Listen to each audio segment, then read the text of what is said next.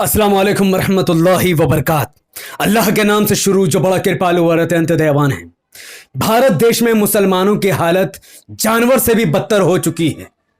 4 जुलाई 2024 जब से नतीजे सामने आए हैं तब से मुसलमानों पर जुल्म की दास्तान बढ़ती ही जा रही है, क्योंकि 4 जुलाई 2024 को भारत के 25 करोड़ मुसलमानों के पूरा जोर लगाने के बावजूद भी भारतीय जनता पार्टी ने गठबंधन करके सरकार बना ली है।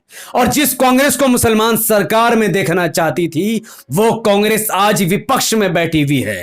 लेकिन अफसोस की बात यह है कि लिंचिंग जैसे बड़े मुद्दे को उठाने वाली एआईएमआईएम पार्टी को भारत के मुसलमानों ने सिर्फ एक सीट पर जीत दिलाई, वो भी थी सिर्फ और सिर्फ हैदराबाद, जिसकी वजह से अब मुसलमानों पर हो रहे हमले पर काफी बढ़ोतरी देखी जा रही है।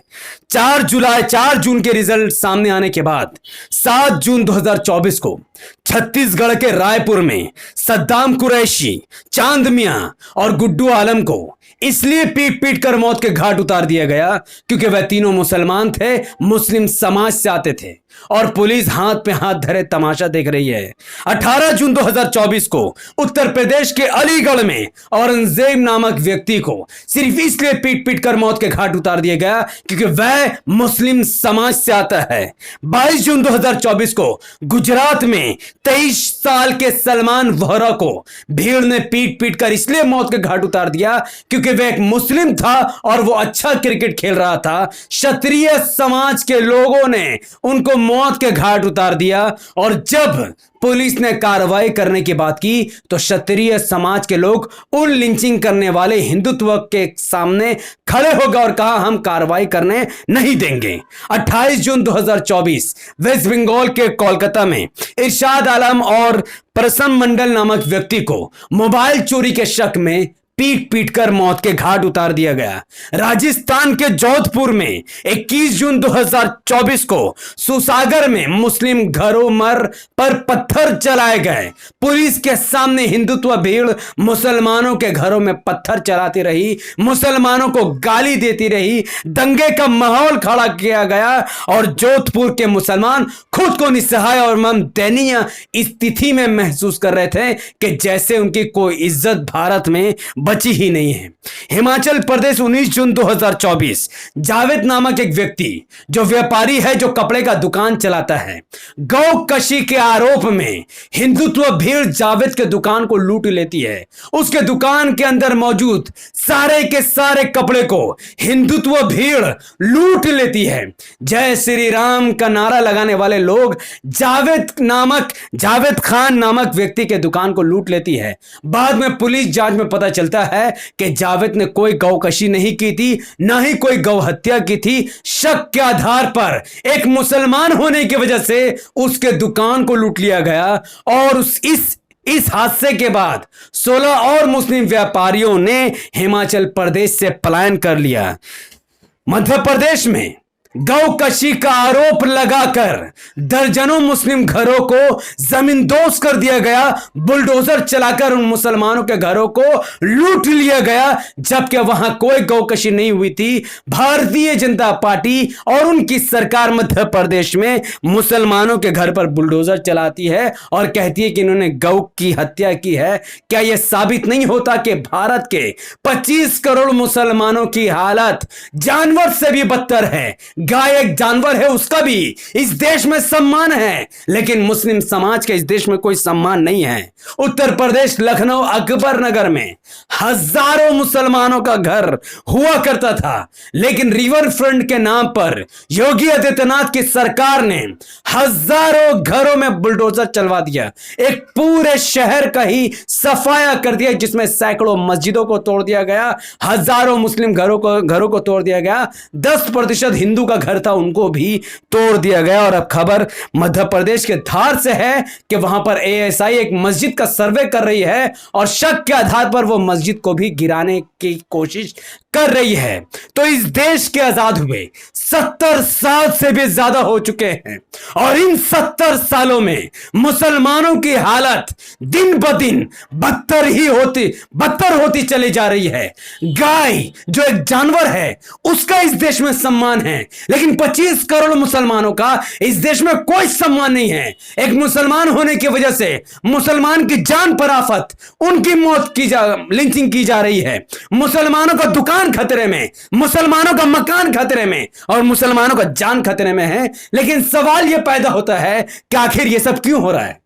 मैं ये वीडियो आपको यह नहीं बताने के लिए बता रहा कि यह खबर है कि मध्य प्रदेश से लेकर राजस्थान तक, वेस्ट बंगाल से लेकर गुजरात तक मुसलमानों के साथ लिंचिंग हो रही है। जब से रिजल्ट सामने आया, 4 जून को रिजल्ट सामने आया और 7 जून से लेकर अब तक 22 से ज्यादा मुसलमानों की लिंचिंग हो चुकी है। यह खबर पहुंचाने के लिए मैं वीडियो नहीं बना रहा हूं, मैं इसलिए वीडियो बना रहा हूं कि इस लिंचिंग को रोकना होगा। 70 सालों से मुसलमान जिस गलती को करते हुए चला आया है, उस गलती को सुधारना होगा।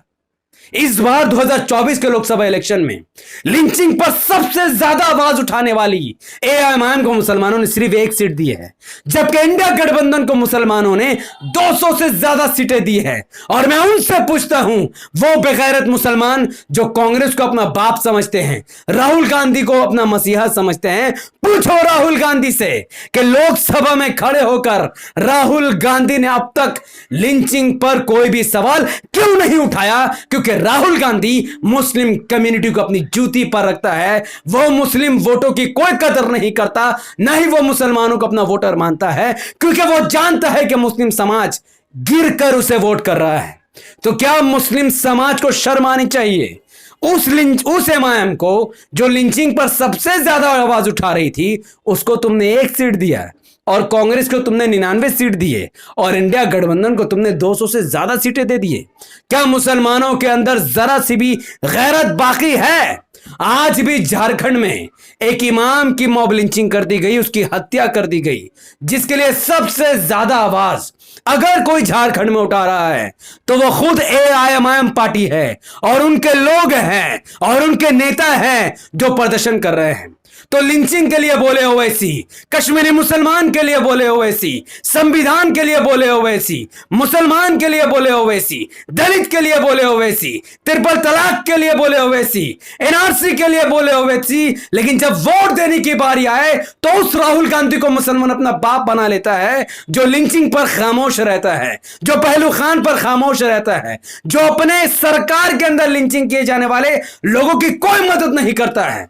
मैं पूछता हूं तुमसे, बताओ, छत्तीसगढ़ में जिस सद्दाम कुरैशी, चांद में और गुड्डू खान को मौत के घाट उतारा गया, क्या कांग्रेस सरकार उन घरों में रहने वाले लोगों को मुआवजा देगी?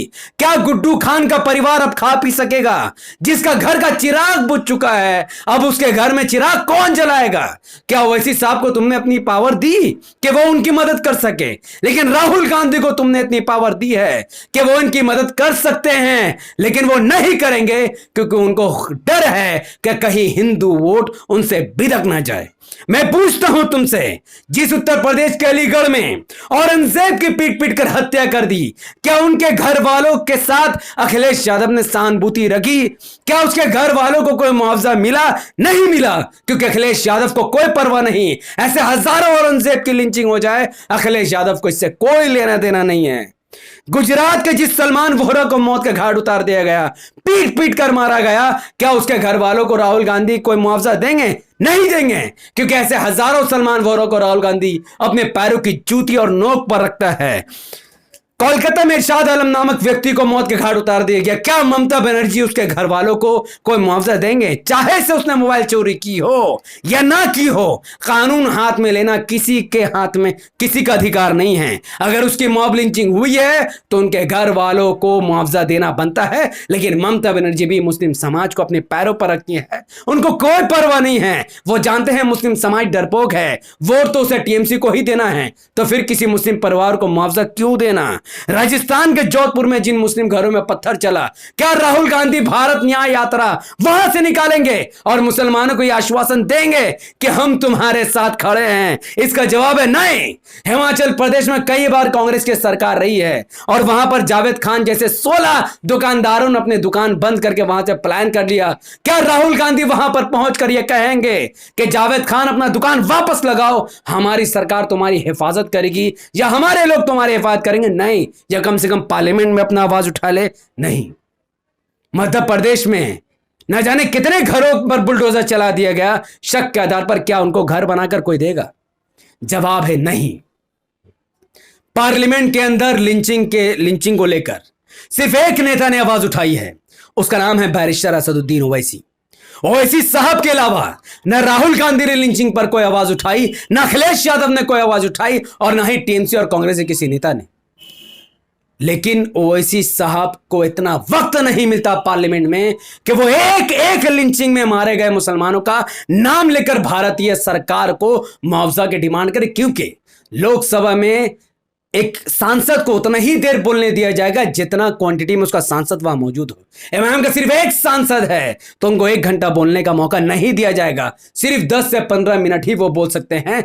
लेकिन कांग्रेस के पास 99 सांसद है। 1 घंटा तक राहुल गांधी ने बकैती की लेकिन लिंचिंग के बारे में नहीं कहा। आज अगर इस देश का मुसलमान एमआईएम को 50 सांसद जिता कर देता या कम से कम 20 सांसद जिता कर देता तो कम से कम 1 घंटा का स्पीच ओवैसी साहब को देने को मिलता और ओवैसी साहब उन तमाम मारे गए मुसलमानों के परिवारों को न्याय दिलाने का काम करते। लेकिन चूंकि भारत के मुसलमानों ने खुद से ही अपने पैर पर कुल्हाड़ी मारा है, खुद से ही अपने ईमान का सौदा किया और उस कांग्रेस पर भरोसा किया जिसने बाबरी मस्जिद पर का ताला खुलवाकर राम मंदिर का जिन्होंने शिलान्यास करवाया था, उस कांग्रेस को मुसलमानों ने वोट दिया है। तो मैं थूकता हूं ऐसे मुसलमानों पर जिन्होंने एमआईएम के होते हुए कांग्रेस, एसपी, बीएसपी और आरजेडी, जेडीयू जैसे पार्टी को वोट दिया है। मैं थूकता हूं तुम पर जिन्होंने एमआईएम को हराने का काम किया है और ऐसे उलेमा पर भी अल्लाह की लानत हो जिसने ओवैसी साहब को बीजेपी का बी टीम कहकर इस कौम को गुमराह किया है। इस वीडियो के माध्यम से मैं सिर्फ इतना ही कहूंगा कि 70 साल से लेकर आज तक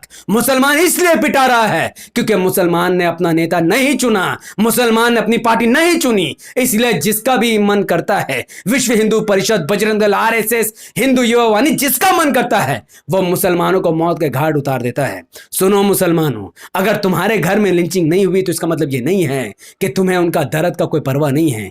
तुम सोचो, जिस बच्चे को तुम पाल पोस कर बड़ा करते हो, 18, 19, 20 साल का जब वो बच्चा हो जाता है और तुम उम्मीद करते हो कि अब उसकी नौकरी लगेगी और वो घर चलाएगा, तुम्हें आराम मिलेगा, और तुम्हें खबर आती है कि रातों रात विश्व हिंदू परिषद, बजरंग दल या फिर गौ रक्षक ने उसको पीट पीट कर मौत के घाट उतार दिया। सोचो तुम्हारे साथ क्या गुजरेगा। अगर सोचकर तुम्हें तकलीफ हुई तो सोचो उनके घर वालों पर क्या गुजरा जिनके लाल को छीन लिया गया, जिनके घर में आज स्याही लग चुकी है, जिनके घर का चिराग बुझ चुका है। आज उनके लिए कोई आवाज उठाने वाला नहीं है क्योंकि इसका जिम्मेदार खुद मुस्लिम कम्युनिटी है।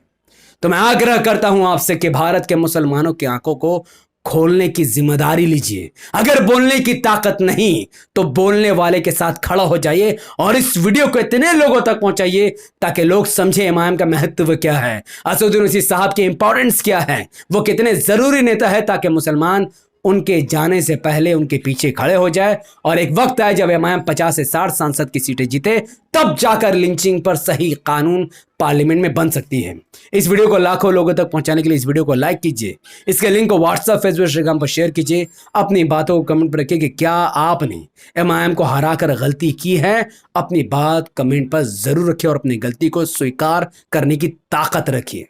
हमारे YouTube चैनल द पॉलिटिकल को सब्सक्राइब कीजिए, बेल आइकन को हिट कीजिए। अगर आप सब इस वीडियो को हमारे Facebook channel the political news पर देख रहे थे तो इसे लाइक और फॉलो कीजिए, 5 बड़े ग्रुप में शेयर कीजिए। मुझे अपनी दुआ में याद रखें। बहुत बहुत शुक्रिया। अस्सलाम वालेकुम रहमतुल्लाहि व बरकातहू। अल्लाह की सलामती रहमत बरकत आप तमाम भाई और बहनों पर हो। मे अल्लाह बी पीस अपॉन अस।